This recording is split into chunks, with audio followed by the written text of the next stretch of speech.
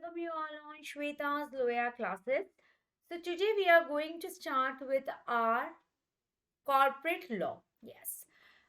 Today we are going to start with our proper classes as we completed chapter number 1 in our previous sessions, and this class is also added in that playlist. Okay. So today we are going to start with the CA Inter corporate and other laws with a very interesting topic or a chapter that is a dividend. तो आज हम लोग उस चीज को start करेंगे and अपने concept wise clarity करेंगे और लास्ट में इन्हीं सारे नोट्स को एक समराइज कर लेंगे ताकि जो भी हमारे 3 4 5 लेक्चर्स के अंदर पूरा डिविडेंड हो तो वो हमारे पास समराइज फॉर्मेट में हो. रीजन, जितने भी फाउंडेशन के स्टूडेंट मुझसे पढ़े हुए हैं वो सब जानते हैं कि समराइज नोट्स हमारे एंड टाइम पे कितने काम आते हैं. सो आज हम लोग उसी चीज को स्टार्ट करने जा रहे हैं अपनी ही क्लास में.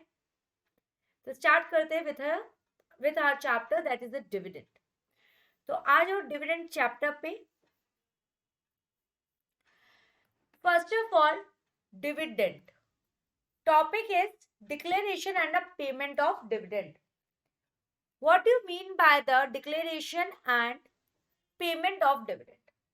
देखो, एक जनरल बात है. सबसे पहली चीज है हम ये समझते हैं डिविडेंड क्या होता है, उसके बाद समझेंगे डिक्लेरेशन क्या होता है, उसके बाद समझेंगे पेमेंट हमें कब और कैसे करनी है. सबसे पहली चीज डिविडेंड होता है that you are getting something in return. Like under the consideration, we use that is it is a something in return. So dividend is also that thing only, that there is a something which we are getting in return. तो dividend कब और कैसे किसको किस तरीके से मिलता है, पॉइंट अब यहाँ आता है. तो पहला पॉइंट इसके अंदर ये रहेगा, जो भी आज कंपनी है, लेट्स सपोज अ कंपनी, कोई सी भी आज एक प्राइवेट कंपनी है या पब्लिक कंपनी है, जिसके भी शेयर होल्डर्स आप हैं. शेयर होल्डर्स कब होते हैं? जब आप कंपनी को क्या करते हैं? पैसा देते हैं. और आप कंपनी को पैसा कब देते हो? जब कंपनी को पैसा चाहिए होता है. तो कंपनी उस पैसे के बिहाफ पे आपको शेयर अलॉट करती है. जो वो शेयर आपको अलॉट करती है, अब आपके पास शेयर तो आ गया. अब वो जो पैसा कंपनी ने यूज किया अपने प्रोजेक्ट में, जब उस कंपनी को उस पैसे को इन्वेस्ट करके प्रॉफिट होगा फ्यूचर में, तो वो उस प्रॉफिट को थोड़ा तो अपने पास रखती है, अपने पास शेयर करती है. और जो लास्ट में सारा शेयर करने के बाद जो एक लास्ट प्रॉफिट का पार्ट बचता है, उसको वो एज अ डिविडेंड डिस्ट्रीब्यूट कर देती है अपने शेयर होल्डर्स के बीच में, ताकि शेयर होल्डर्स को भी मोटिवेशन मिले, वो हमें इन फ्यूचर और इन्वेस्ट करके दे. और देखो, आज आपने इस साल अगर आज आपने किसी कंपनी में इन्वेस्ट करा और 2 साल के बाद आपको वही पैसा थोड़ा सा इंक्रीमेंट होकर मिलता है, तो आपको बहुत अच्छा लगता है. ठीक है. So this is what we called as dividend. देखो, डिविडेंड कंपनी को कब देना है, नहीं देना है, ये डिसाइड कौन करेगा? Board of director. Board of director वो होते हैं कंपनी के जो कंपनी को रन करते हैं. शेयर होल्डर्स कौन होते हैं? जो कंपनी में इन्वेस्ट करते हैं. तो बेटा, जो पर्सन रन कर रहा होगा कंपनी को, उसको ज्यादा आइडिया होगा कि कंपनी कैसे चल रही है, क्या कंपनी इस टाइम पर एलिजिबल है पैसा देने के लिए, क्या कंपनी इस टाइम पर इजीली अमाउंट पे कर सकती है, डिविडेंड दे सकती है. अगर हाँ तो आगे बढ़ेंगे, नहीं तो फिर इस साल डिविडेंड नहीं देंगे. पहला. सेकंड पॉइंट जो हमारे दिमाग में बार बार आता है, मैम लेट्स सपोज इस साल प्रॉफिट नहीं हुआ कंपनी में, इस साल प्रॉफिट नहीं हुआ कंपनी में, तो क्या कंपनी डिविडेंड नहीं देगी? दे सकती है. पास्ट ईयर प्रॉफिट से कंपनी आराम से डिविडेंड दे सकती है बिना किसी प्रॉब्लम के. ठीक है. तो ये कुछ बेसिक कंसेप्ट है डिविडेंड के. अब कुछ स्टेप्स वाइज टॉपिक को समझते हैं. Okay. Declaration and payment of dividend. सबसे पहले what do you mean by the dividend? Dividend defined under section 2 clause 35. 2 clause 35 कहता है कि भैया dividend includes interim dividend and the final dividend. Dividend is the share holders returns on their investment in the company. आज मैंने किसी company में पैसा दे दिया, उस पैसे को जब कंपनी ने यूज किया, कंपनी को प्रॉफिट हुआ, कंपनी हमारे पैसों से बहुत प्रॉफिट कमा रही है, तो उसके बिहाफ पे वो हमें फ्यूचर में कुछ पैसा देती है, that is the dividend. Dividend recommend करी जाती है bye the board of directors in the board report and share holders annual general meeting में उसको क्या करते हैं, अप्रूव्ड करते हैं, ओके पास। ठीक है, तो रिकमेंड कौन कर रहा है, बोर्ड ऑफ डायरेक्टर्स, कौन, जो रन कर रहे हैं कंपनी को, एंड अप्रूव कौन कर रहा है, शेयर होल्डर्स, जो एक तरीके से ओनर है कंपनी का। Dividend is not a liability. देखो, डिविडेंड बेसिकली कंपनी अपने बेसिस पे देती है। हो सकता है कुछ कंपनी ऐसी भी होती है जो पैसा ले लेती है, शेयर होल्डर इन्वेस्टमेंट लेती है, बट कंपनी में प्रॉफिट ही नहीं हो पाता बहुत सालों से, तो वो डिविडेंड नहीं देती है, ऐसा भी होता है। देखो, dividend it's not a liability, it's just like a happiness to share with their shareholders. तो डिविडेंड लाइबिलिटी नहीं है, लेकिन वो लाइबिलिटी तब बन जाएगी जब आपने जनरल मीटिंग में पास करवा लिया विद ऑर्डिनरी रिजोल्यूशन कि भैया इतने रेट का तो मिनिमम डिविडेंड देते रहना पड़ेगा, तब वो क्या बन जाती है, डिविडेंड आपकी लायबिलिटी बन जाती है। बट अगर ऐसा आपने नहीं किया तो dividend is not your liability. Dividend declaration by the company at a rate higher than the rate recommend by the board is not permitted. देखो, रिकमेंड कौन कर रहा है, बोर्ड ऑफ डायरेक्टर्स। तो जब आपके बोर्ड ऑफ डायरेक्टर्स ही उसको recommend कर रहे हैं डिविडेंड को, तो उस केस में जो रेट बोर्ड ऑफ डायरेक्टर्स ने दे दिए वो ही रेट आपके लिए वैलिड हैं। वो रेट से आप ऊपर रेट नहीं दे सकते। This is the main concept of the dividend. Dividend is declare as a proportion of nominal और फेस वैल्यू ऑफ शेयर। यानी कि जो भी आपके शेयर्स की फेस वैल्यू या नॉमिनल वैल्यू रहेगी, उसके प्रपोर्शन बेसिस पे ही क्या होगा, डिविडेंड डिक्लेयर किया जाएगा। डिविडेंड आपका बेसिकली दो तरीके से होता है। एक होता है आपका इंटरिम डिविडेंड, इंटरिम डिविडेंड यानी कि जो आपको बीच में दिया जाता है, और फाइनल डिविडेंड यानी कि जो आपको लास्ट में दिया जाता है, that is a final dividend. Clear? कुछ पॉइंट्स लेते हैं इंटरिम डिविडेंड के भी। It may be declared by the board of director at any time during the period from the closure of financial year till the holding of AGM. Financial year close कब हो रहा है, maximum cases में 31 मार्च। AGM कब hold होनी होती है, 6 महीने के अंदर अंदर, जब तक ड्यू डेट एक्सटेंशन का कुछ नोटिफिकेशन ना आ जाए फ्रॉम द गवर्नमेंट। तो यहाँ पे क्या हो गया, 30 सितंबर एजीएम की लास्ट डेट है। इस बीच में जो डिविडेंड डिक्लेयर कर दिया गया उसको हम क्या बोलेंगे, interim dividend. The declaration of interim dividend is done out of profits before the final adoption of the accounts by the shareholder. यानी कि जो भी प्रॉफिट्स उनका आपस में डिस्कस हो चुका है उसके बाद ही डिविडेंड दिया जाएगा। इंटरिम डिविडेंड किस किस सोर्स में से दिया जा सकता है, 3 सोर्सेस हमारे पास अवेलेबल होते हैं फॉर द इंटरिम डिविडेंड। पहला, इस बार का जो प्रॉफिट एंड लॉस के अंदर जो हमारे पास सरप्लस प्रॉफिट बचा है उसमें से आप इंटरिम डिविडेंड दे दो।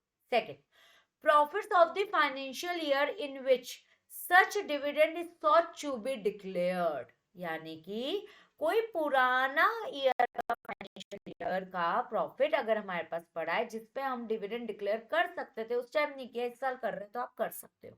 Next, profit generated in the financial year till the quarter preceding the date of declaration of the interim dividend. यानी कि जो आपका प्रॉफिट फाइनेंशियल ईयर में आया है टिल द क्वार्टर प्रीसीडिंग, यानी कि सपोज करो आप डिविडेंड डिक्लेयर कर रहे हो अगस्त महीने में और आपका फाइनेंशियल ईयर एंड हो गया 31 मार्च, तो एक और क्वार्टर क्या हो गया, 30 जून।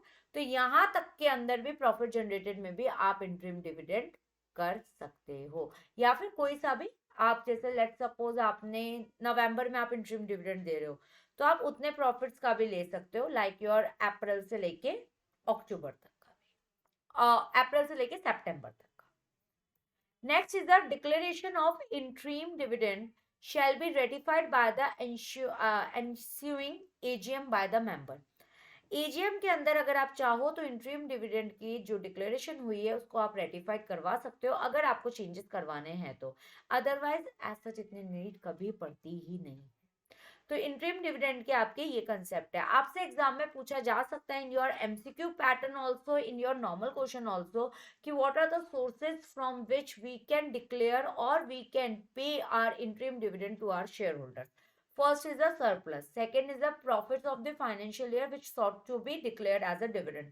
And third point is the as the financial year ended till the quarter before the date of declaration of the interim dividend, उसके पीरियड वाले से भी आप प्रॉफिट से डिविडेंड डिक्लेयर कर सकते हो. Clear? So this is the concept of the interim dividend. So moving ahead, but before moving ahead, there is a one announcement, guys. Those who are coming first time in our class, please don't forget to join our Telegram channel, because जैसे ये class over होगी उसके बाद जो भी आपके ये notes रहेंगे ये हम अपने टेलीग्राम चैनल पे पोस्ट कर देंगे. उससे होगा क्या, आप क्लास में भी लिख सकते हो और अगर आपका कोई टॉपिक छूट गया है तो आप वहां से जाकर डाउनलोड भी कर सकते हो. कुछ बच्चे ऐसे भी हमारे जिनको लिखना पसंद नहीं होता, तो वो भी वहां से जाके डाउनलोड करके इसके प्रिंट्स ले सकते हैं. Second, we are coming completely center on our YouTube. Yes, soon. So बस सपोर्ट करो, share the video as much as you can. If we started any topic on this channel, let's suppose अभी जैसे अभी हमने corporate law को start कर दिया, अब ये होता ही रहेगा. एंड ऐसा कुछ नहीं है कि इंट्रोडक्टरी क्लास फ्री है और उसके बाद कुछ आपको पे करना है, ऐसा भी कोई रूल नहीं है यहाँ पे. ओके, आई होप क्लियर हो तुम लोग. So share the classes as much as you can and don't forget to join our our Telegram channel too. And those who didn't subscribe this channel till now, don't forget to subscribe the channel. Okay. So next is the final dividend. Final dividend वो होता है जो आपका AGM में declare होता है और इसका भी जो रेट होता है वो बोर्ड डिक्लेयर करती है और मेंबर इसको भी क्या नहीं कर सकते हैं, इंक्रीज नहीं कर सकते. अब आते हैं एक जनरल बात समझते हैं, शेयर्स क्या होता है. भाई इन पे ही तो डिविडेंड जाएगा. तो let's suppose one thing that is the shares. Shares are of two types. One is your preference shares,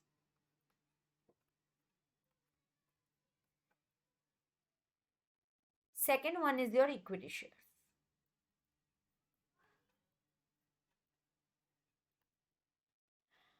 On in preference shares, there is cumulative and one is your non-cumulative.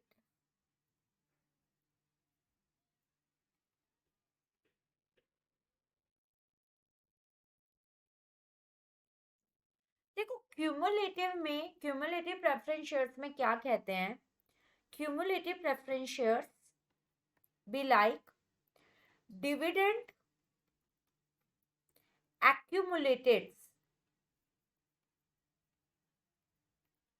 accumulates unless it is paid in full. Dividend सिर्फ तब मिलेगा जब आपने पूरे पैसे दे के preference shares लिए हैं. Next, non cumulative, no arrear of dividend payable. अगर कुछ एरियर आ भी गया तो आपको उसको आगे पे ऑफ करना पड़ेगा. इक्विटी शेयर्स पे डिविडेंड, ये सिर्फ डिविडेंड डिपेंड करेगा इक्विटी शेयर होल्डर्स पे कि भाई कंपनी क्या चाहती है. कंपल्सरी नहीं होता. कहा ना, कंपनी अगर खुश होती है तो चलो हमें आगे फ्यूचर में और पैसे उठाने शेयर होल्डर से, तो हम अभी इनको डिविडेंड देते, वो वाली केस होता है. तो यहाँ पे आ जाता है बेटा आपका dividend dependent on dividend policy.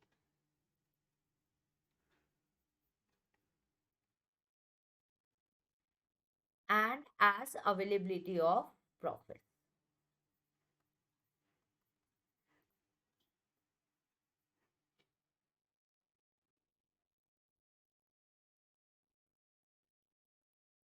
After satisfying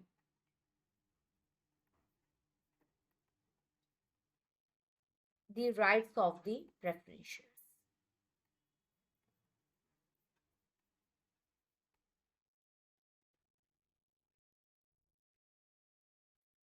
जैसे ही आपका प्रॉफिट कैलकुलेट होकर आ गया, अब उस प्रॉफिट में से सबसे पहले प्रेफरेंस शेयर्स को डिविडेंड दिया जाएगा, उसके बाद जो बचेगा उसमें से आपका इक्विटी शेयर होल्डर्स को डिविडेंड दिया जाएगा। तो सबसे पहले हम प्रेफरेंस शेयर्स वालों को डिविडेंड देंगे उस प्रॉफिट में से, उसके बाद हम लोग किसको देंगे, इक्विटी वाले।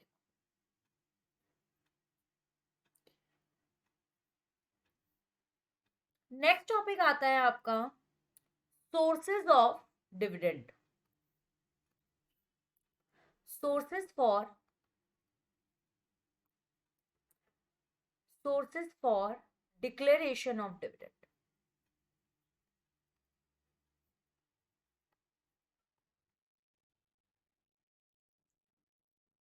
Sources of declaration of dividend.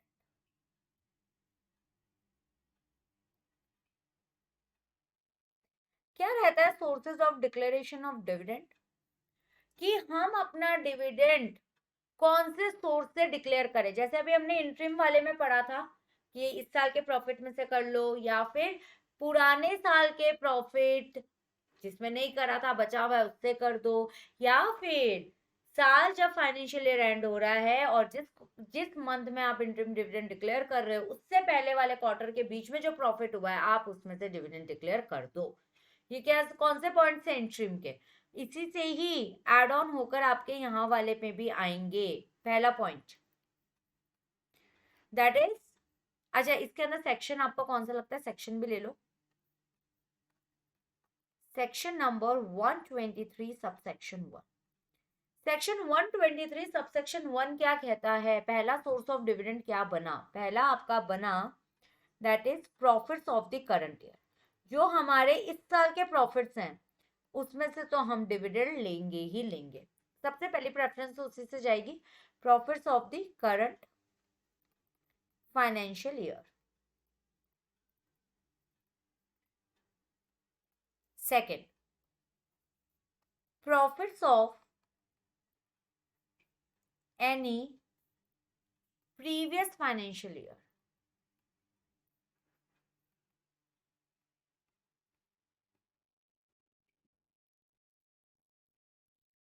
Third,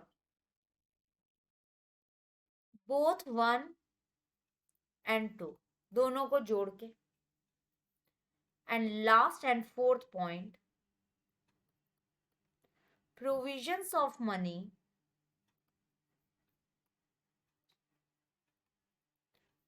by the government.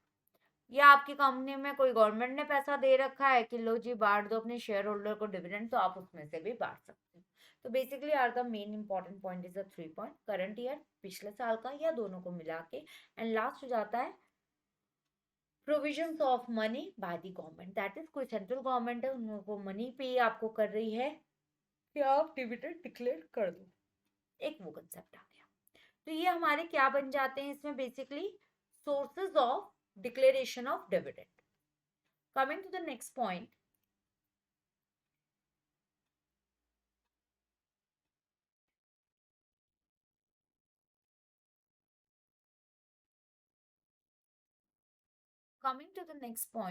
that is the transfer of reserve.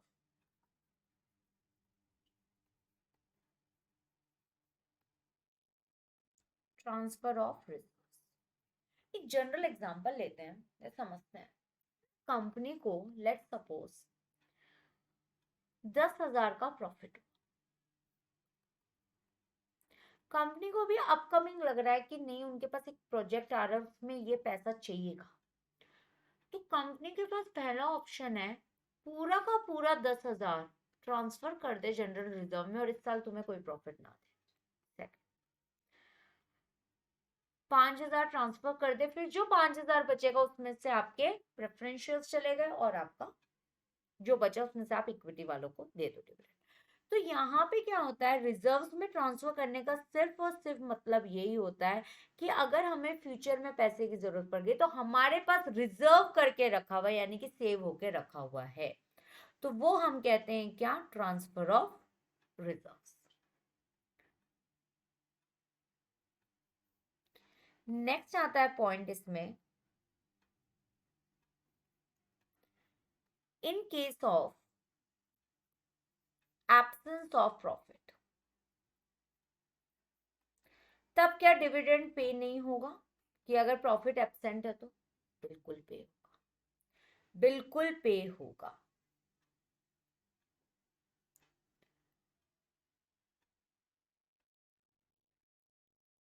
सबसे पहला इसको आपको हमेशा ध्यान रखना, और इस पे आपके प्रैक्टिकल क्वेश्चंस भी आते हैं।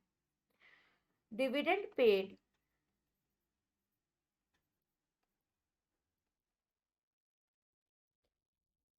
if no profit for current financial year, current financial year में अगर आपको प्रॉफिट नहीं है तो भी क्या आप डिविडेंड दे सकते हो?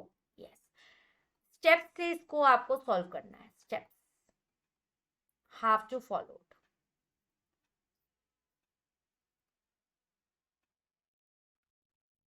पहला स्टेप आता है first condition, rate of dividend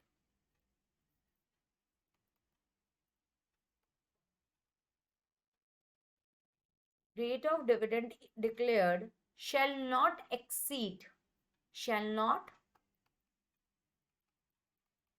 इस पे आपका बेटा प्रैक्टिकल क्वेश्चन आ सकता है, shall not exceed average rate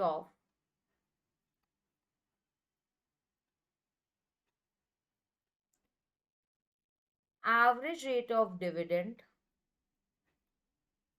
declared by the company immediately preceding 3 years। आई मैं क्वेश्चन भी सॉल्व करवाऊंगी इस पे आपको। सेकेंड स्टेप, जब कंडीशन 1 फुलफिल हो गई तो अब हम कंडीशन नंबर 2 पे आएंगे, that is total amount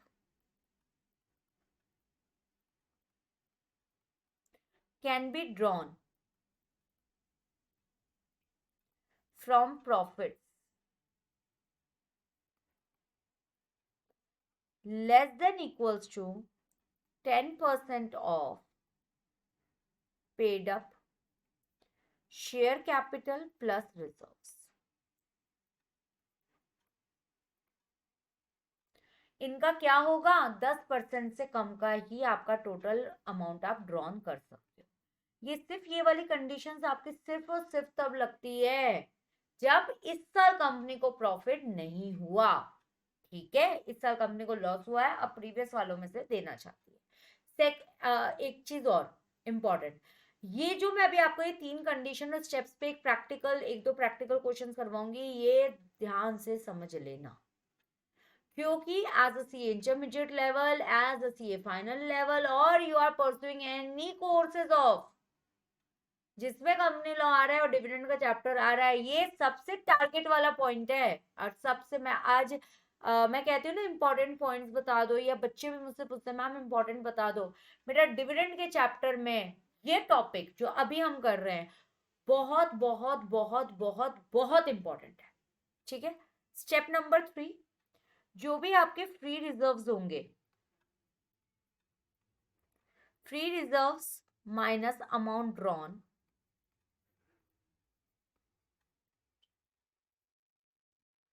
for dividend is greater than or equals to 15% of paid up share capital। अब एक लेते हैं प्रैक्टिकल क्वेश्चन जिससे ये और ज्यादा हमें क्लियर हो जाए, ठीक है? फिर हम स्टेप्स इनको और समझ लेंगे। एग्जाम्पल लिखो, एक नोट्स में ही लिखते जाना अपने साथ साथ। A company having a paid up capital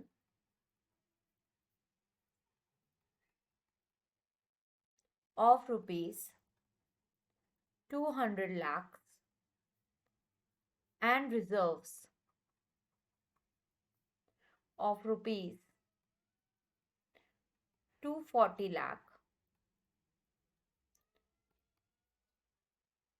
losses during financial year ended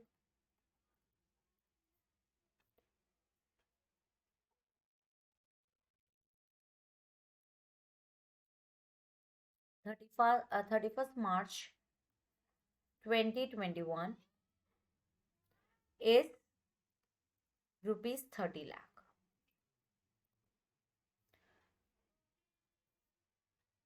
Rate of dividend for past 3 years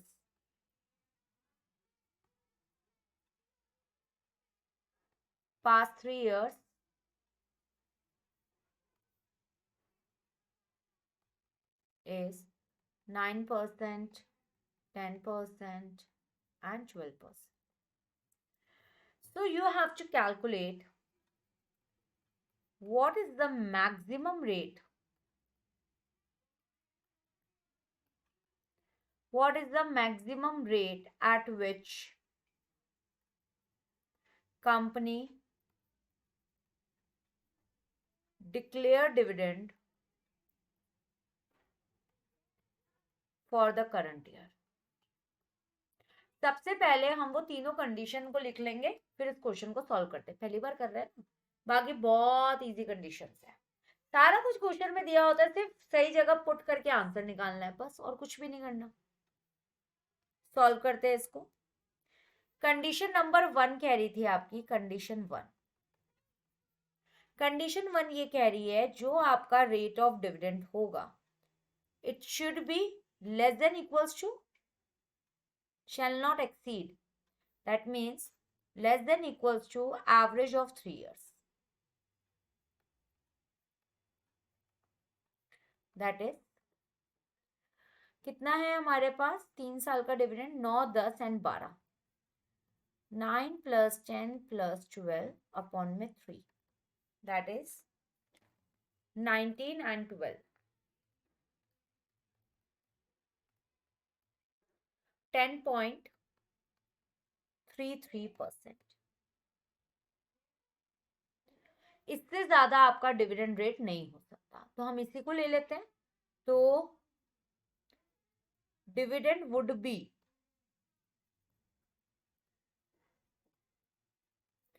10.3% of share capital. Share capital कितना है, 200 लाख.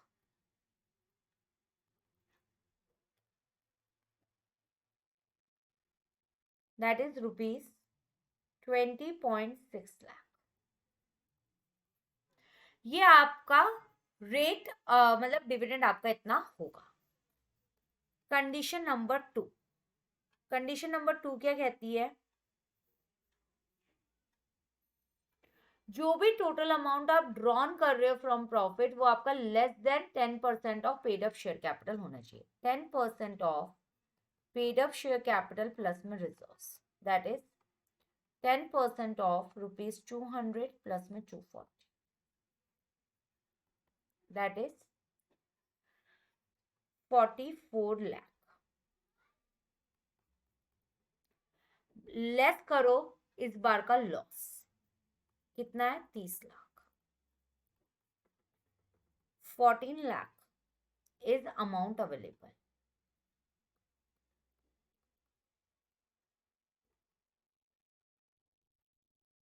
तो आप मैक्सिमम अमाउंट डिविडेंड के लिए कितना रख सकते हो, 14 लाख. भले ही चाहे 20 लाख यहाँ पे आ गया, क्योंकि यहाँ पर अब हमें लॉस भी माइनस करने हैं जो इस साल हमें हुए हैं. कंडीशन नंबर 3, एक्यूमुलेटेड रिजर्व्स आपका 15% से तक का होना चाहिए. जो भी आपका free reserves and amount drawn है वो मोर देन इक्वल्स टू 15% वाले में होना चाहिए. चलो, एक्यूमुलेटेड रिजर्व्स आपके कितने हैं,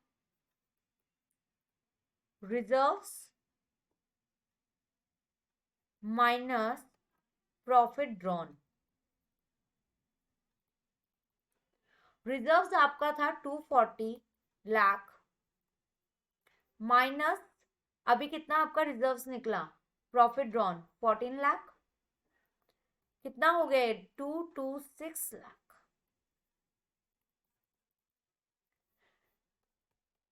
ये मोर देन होना चाहिए, this will be more than 15% of share capital, that is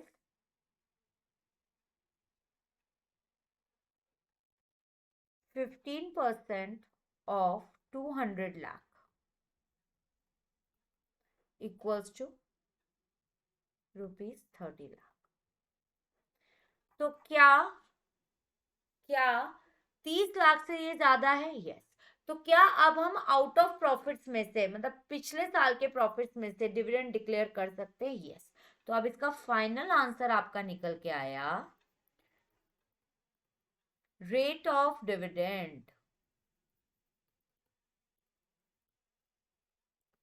will be rupees 14 lakh upon total share capital कितने आपके 200 लाख के।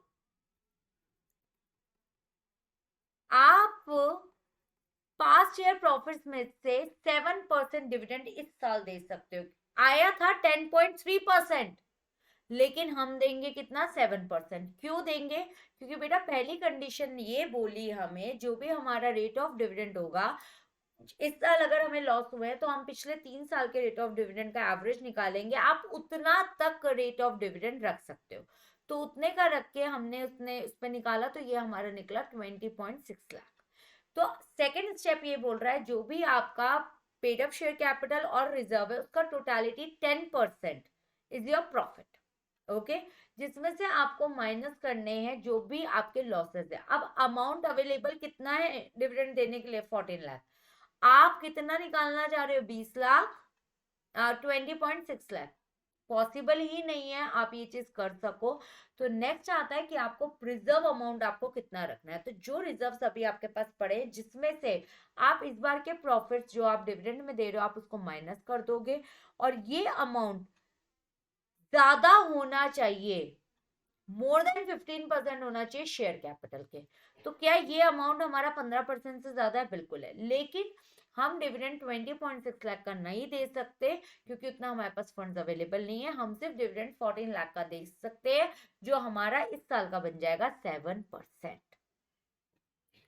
तो ये तरीका होता है, अगर किसी साल अगर हमारे पास डिविडेंड नहीं है, तो अब हमें डिविडेंड कैसे कैलकुलेट करना है from the out of profit.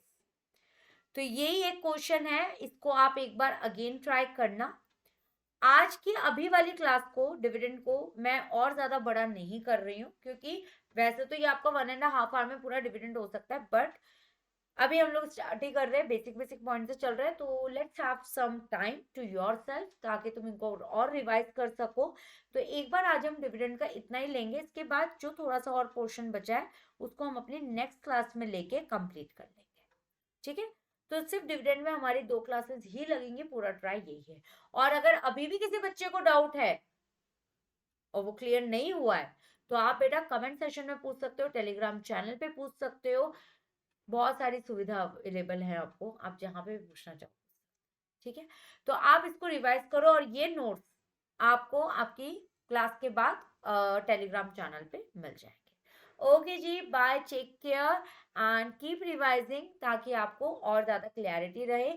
और लॉ को हमें कॉन्टिन्यू बेसिस में रिवाइज करते रहना पड़ेगा। लॉ क्या, वैसे सारे सब्जेक्ट करने हैं, बट लॉ पे भी, लॉ स्टार्ट करा तो लॉ पे ज्यादा प्रेफरेंस देंगे। ठीक है जी, तो मिलते हैं आपसे नेक्स्ट क्लास में डिविडेंड की। तब तक आप ये डिविडेंड को अच्छे से रिवाइज कर लो।